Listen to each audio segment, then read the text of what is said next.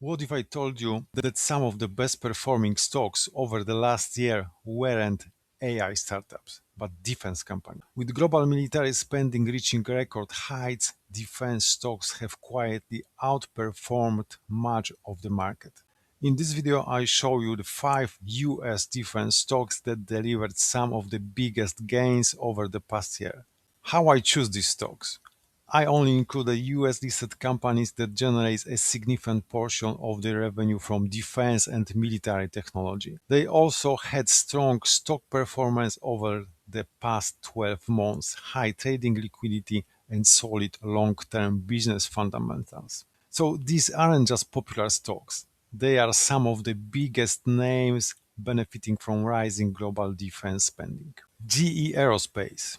The company manufactures military and commercial aircraft engines, including engines used in fire, jets, and helicopters. Its massive order backlog, strong cash flow, and increasing demand from both commercial aviation and defense have helped push the stock significantly higher.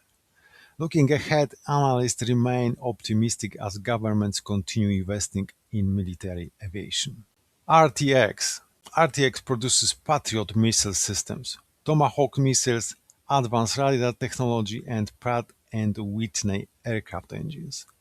As defense budgets continue to grow worldwide, RTX is winning major government contracts, making it one of the strongest long-term defense companies. Palantir. Unlike traditional defense companies, Palantir develops AI software used by US military, NATO, and intelligence agencies. With artificial intelligence becoming a key part of modern warfare, Palantir has become one of the fastest growing companies in the defense sector. It's also the most volatile stocks on the list, offering higher potential but higher risk. General Dynamics and L3Harris. General Dynamics builds Abrams tanks, nuclear submarines, and Gulfstream aircraft.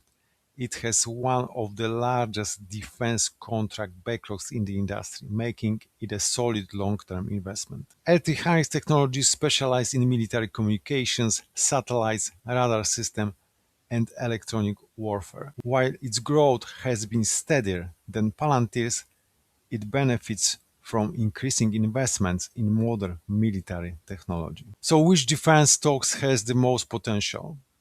If you're looking for higher growth, Palantir stands out because of its AI-driven business. If you prefer stability, companies like GE Aerospace, RTX, and General Dynamics offer strong fundamentals backed by long-term government contracts.